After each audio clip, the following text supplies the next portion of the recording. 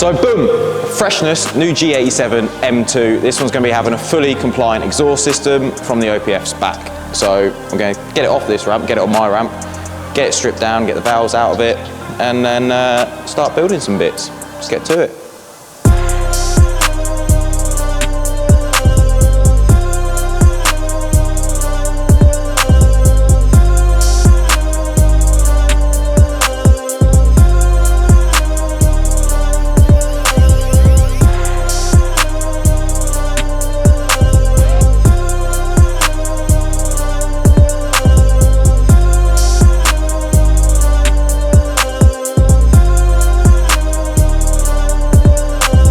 Right guys, that is the G87 all complete now, so we're going to have a listen to it in comfort mode.